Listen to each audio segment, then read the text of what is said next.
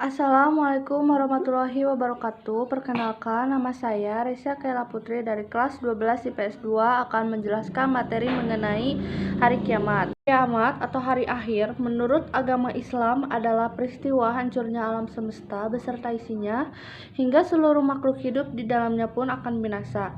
Beriman dan meyakini akan adanya hari akhir termasuk ke dalam rukun iman yang kelima.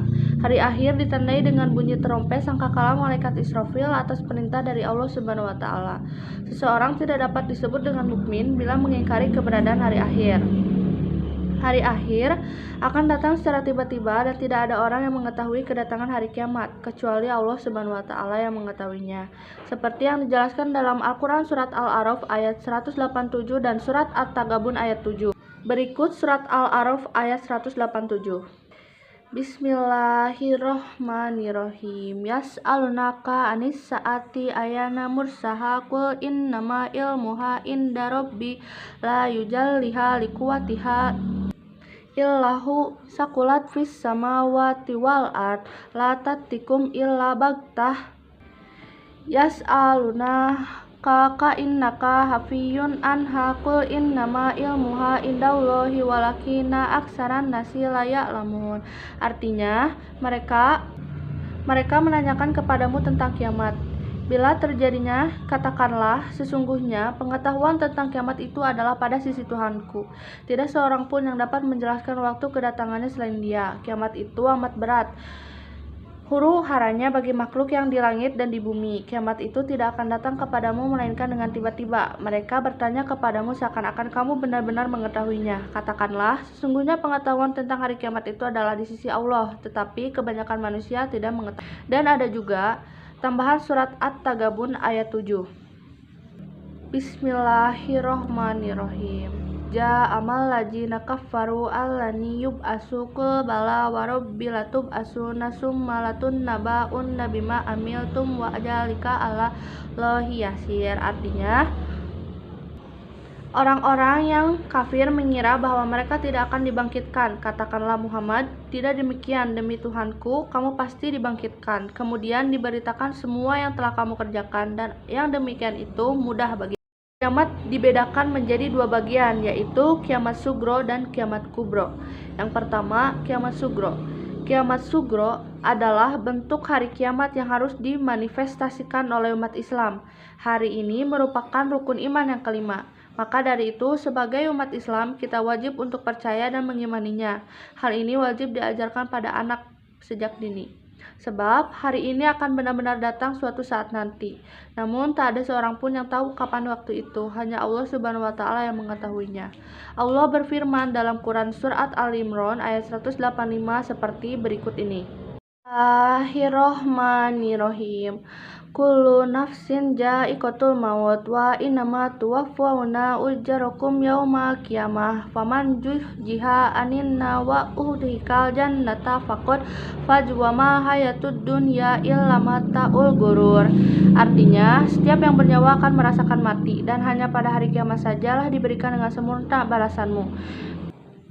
Barang siapa dijauhkan dari neraka, dia akan dimasukkan ke surga. Sungguh dia memperoleh kemenangan. Kehidupan dunia hanyalah kesenangan yang memperdaya. Yang kedua, ada kiamat kubro.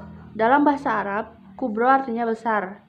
Dalam hal ini, kiamat kubro adalah kiamat yang sebenarnya. Kiamat kubro terjadi dengan dimulainya tiupan terompet sangkakala malaikat Israfil serta diiringi dengan kehancuran semesta beserta isinya. Dalil mengenai kiamat kubro ini tergambar dalam surat Al-Qari'ah ayat 1-5 sebagai berikut. Bismillahirrohmanirrohim. Al-Qari'ah. Mal-Qari'ah. Wa ma adraka mal qari'ah yauma yakunun nasu kal farasil mabsus wa takunul jibalu kal ihnil manfus. Artinya, hari kiamat. Apakah hari kiamat itu? Tahukah kamu apakah hari kiamat itu? Pada hari itu, manusia adalah seperti anai-anai yang bertebaran, dan gunung-gunung adalah seperti bulu yang dihambur-hamburkan. Selanjutnya ada tanda-tanda datangnya hari kiamat. Yang pertama ada tanda-tanda kecil.